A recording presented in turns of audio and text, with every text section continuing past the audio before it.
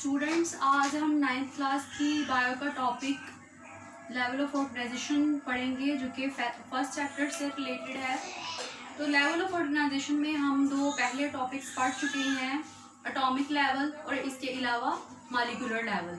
आज हम पढ़ेंगे organelle and cell level.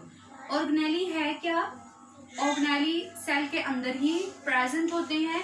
Cell जो है वो बेसिक यूनिट ऑफ लाइफ है और सेल के अंदर डिफरेंट स्मॉल सब यूनिट्स होते हैं जिन्हें ऑर्गेनेली बोलते हैं।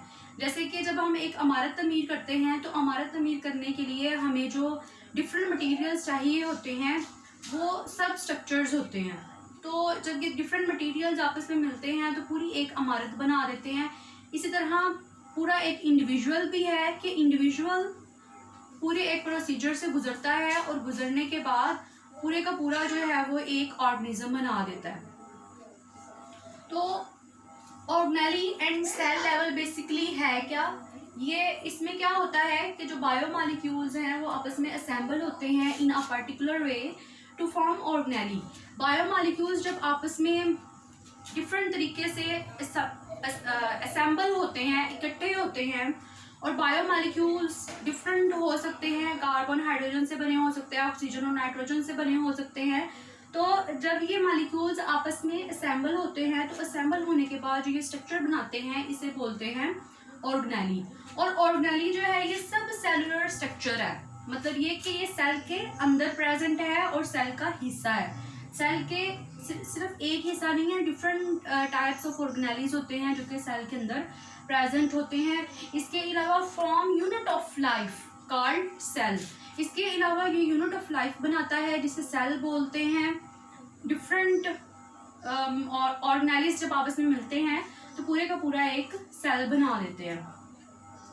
Each organelle is specialised to perform specific function.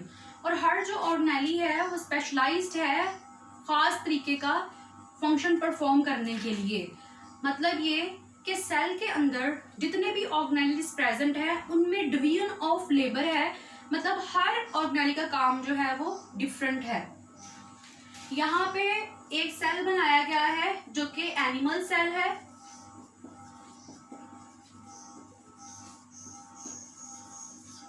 इस एनिमल सेल में यहाँ पे जो दरमियान में है, दरमियान में न्यूक्लियस है।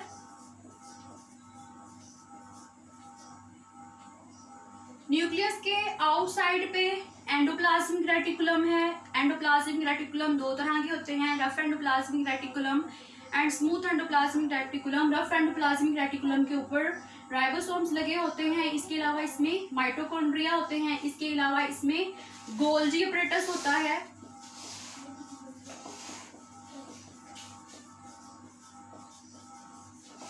और ये जितने भी सारे ऑर्गेनेलीज हैं ये डिफरेंट फंक्शंस परफॉर्म करते हैं। और ये क्या फंक्शंस परफॉर्म करते हैं, इनके स्ट्रक्चर्स क्या हैं, ये हम नेक्स्ट चैप्टर्स में पढ़ेंगे। राइबोसोम का फंक्शन क्या है? राइबोसोम प्रोटीन को तैयार करता है। Ribosome is involved in protein synthesis. Mitochondria क्या है? माइटोकॉन्ड्रिया रिस्पायरेशन करता है। Mitochondria powerhouse of the cell है और ये रिस्पायरेशन करता है। जैसे कि मैंने पहले भी मेंशन किया कि हर एक जो ऑर्गेनेली है उसका डिफरेंट काम है। तो यहाँ पे डिवीजन ऑफ लेबर है। जितने भी जो प्रोकैरियोट्स होते हैं, इसके अलावा प्रोटिस्ट होते हैं, उनमें सिर्फ एक सेल पाया जाता है। मतलब ये कि उनकी पूरी बॉडी सिर्फ इस सेल के ऊपर कंप्राइज होगी। और उसमें प्रोकैरियोट्स होते हैं।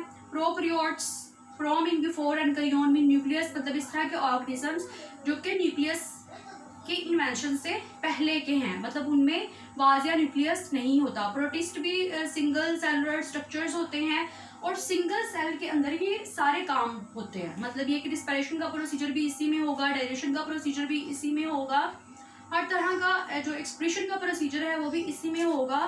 तो एक ही सेल सिंपल वे में डिफरेंट फंक्शन परफॉर्म करेगा। लेकिन जो प्लांट्स और एनिमल्स होते हैं उसमें ट्रिलियन ऑफ सेल्स होते हैं। Trillion of cells for example in animal plants and fungi. Animal plant and fungi क्योंकि ये यूकैरियोट्स हैं तो इसमें जो है वो ट्रिलियन ऑफ सेल्स होते हैं, इनमें सेल्स बहुत ज़्यादा होते हैं। नेक्स्ट लेवल ऑफ ऑर्गेनाइजेशन में हम नेक्स्ट लेवल पढ़ेंगे। आज हमने जो है वो ऑर्गेनेली एंड सेल लेवल पढ़ा। Thank you.